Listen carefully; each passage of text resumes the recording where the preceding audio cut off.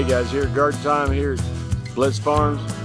I'm Kent. We're going to talk about how to make money on your farm or your homestead.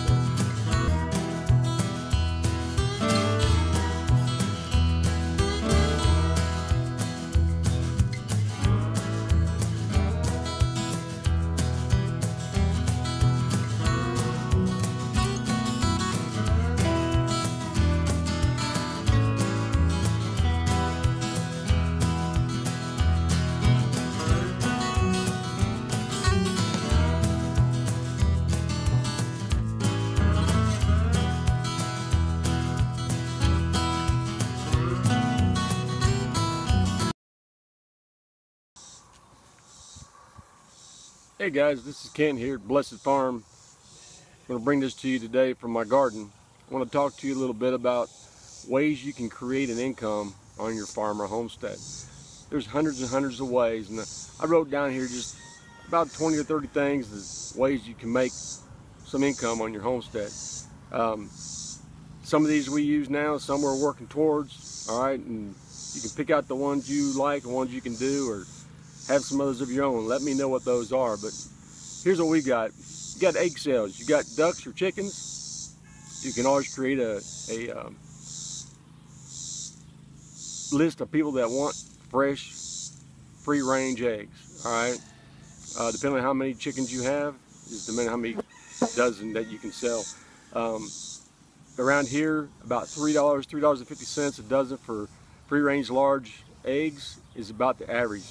Take them into the farmer's market and you can get anywhere from $4 to $5.50 a dozen for some fresh, homegrown, free-range bird eggs. The next one is chicken sales. Live chickens or processed chickens, depending on your state. My state's kind of picky on processed chickens. I can sell you processing time. If you have your chickens, I can process them for a fee. So around here, if I sell you some chickens, they're yours. And if you ask me to process them for you, then I can process them, your chickens, for you. So you have to check into your state and see what the rules and the laws are. Chick sales in the spring or around Easter time. Chicks or baby ducks, all right? They grow really good pretty fast during the Easter time frame. I don't color any of my chicks or my ducks. I don't put any kind of coloring on to make them rainbow colors and all that kind of stuff. That's bad for the animal, and they usually don't make it. Just straight chicks or ducks right out of the farm. All right, here's the big one: vegetable and fruit stands. You can set up a table at the end of your county road, farm road, driveway, whatever. Add yourself an actual fruit and vegetable stand, depending on how big you want or how little you want it to be, and depending on where you are. And along with that, there's a whole lot of things you can sell inside that farm stand. Most laws in Texas, there gotta be things coming off your farm. Honey sales. Talked to a guy about honey sales. I don't raise bees right now. I'd like to, but selling their honey in my farm stand at a profit. I can either buy it from him and his family retail and sell it wholesale. I'm sorry, other way around. Buy it wholesale, sell it retail, or sell it at his price and then keep a percentage of it. It all depends on what deals you can make out with the beekeeper. Sheep sales around here, I have Barbados sheep, so sell sheep. And then from there, Barbados are hair sheep, so I only get wool right after the winter. The other ones that have wool sheep, you can sell raw wool.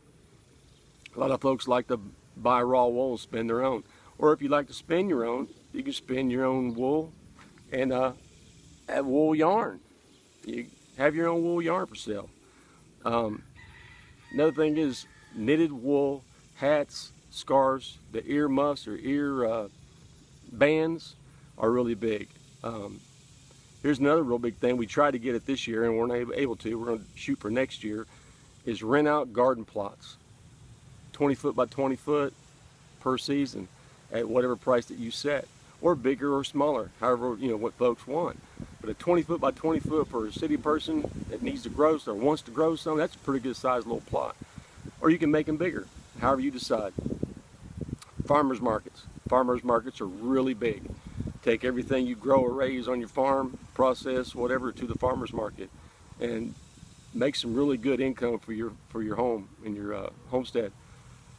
The next one is, here's getting a little bit deeper now, CSAs, community supported agriculture, where the folks that pay you up front for the season on what they would like to see you grow, and they pay you the money up front, so you're not taking all that cost on yourself. And then you have a weekly drop-off. Most places are 22 weeks or 25 weeks drop-off, where they get enough fruit and vegetables and eggs and some things that will support 4 people per week, all right, on fresh fruits and vegetables. Here's one I'm really shooting for. I really hope I can get this one next year, is creating a dinner on the farm, all made from fresh food, meats, vegetables, homegrown and homemade desserts, breads, rolls, all that from the farm, and actually have it right here on the farm, in the field, on long tables where you're all eating like in family style, next to people all the way down, 20, 30 people max. Do that a couple times a month, all during the spring, summer, and fall months. I mean, that would be wonderful out here on the farm. And then people can come in and get the taste of your farm. They can see what it's like around your farm, and then they can start supporting your vegetable and fruit stand and everything else that you might have to offer.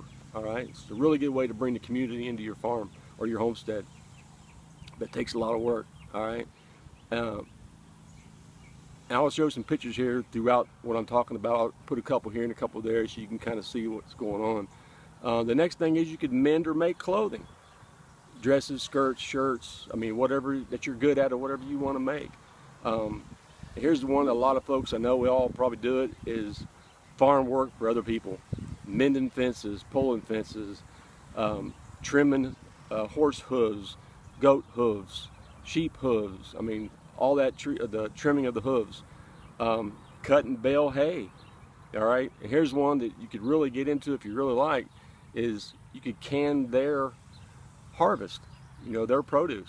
You can either go to their homes and help them with the canning process, or you can have them drop off their harvest at your home, and you can can it all for them, and they can come back and pick it up for, you know, pretty decent price. Here's one that I like to do, but I don't have really gotten into it a lot, is build furniture and then sell it. You know, if you're into that kind of thing, if you build some type of furniture, you can watch a couple videos I got, I'll link them down below, on farmhouse table and farmhouse benches. You know, it's a good thing if you can really do it and people really want to buy your product. Write and sell a book. All right, I have written a book, and I'll link that down below also.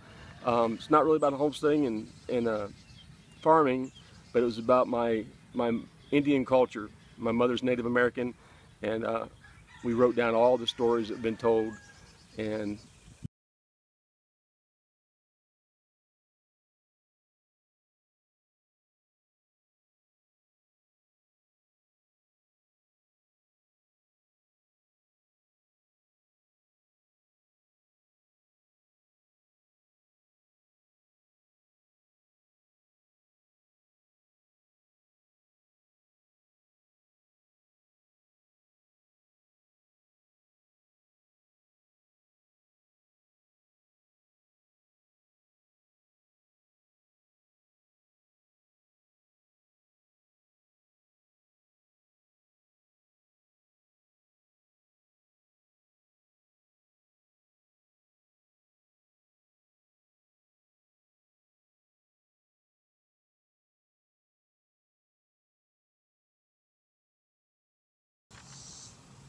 all those stories were passed down over, you know, generation after generation.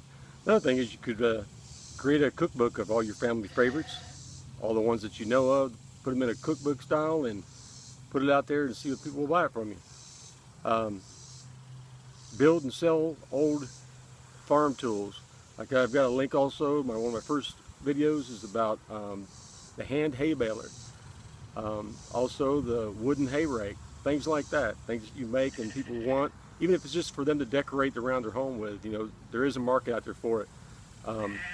Sell your preserves, jellies, salsas, your baked goods, breads, rolls, your pies. I mean, anything like that, fried pies, baked pies. I mean, if you have a vegetable stand, you can put them out there for sale. So there's all different ways of selling it. and to friends, family, church members, that kind of thing. And those of you out there that are into crafts, whatever crafts they may be, you know, put them on Etsy, put them out here on YouTube, put them everywhere. Tell your friends and neighbors in your farm stand, you can sell them that way. Here's a big one that a lot of folks don't like to start their own seed, so you can start your own plants from seed and sell the starter plants. You know, create your own little business doing that. And last but not least is to make and sell your own butter. We also have a video on how to make butter. My wife did that, and it turns out really great, and my family really loves that.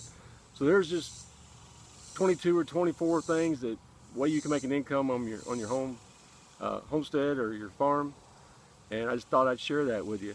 You guys got any ideas, differences, or anything? Let me know. Let me hear back from y'all, and tell me what y'all think. Again, I appreciate y'all watching and subscribing. Pass all this along if you would, and y'all take care. Make sure you subscribe. Make sure you watch us here on YouTube, Facebook, and Instagram. Hey guys, I appreciate everything y'all do out there. Stick with us, live well, and God bless y'all.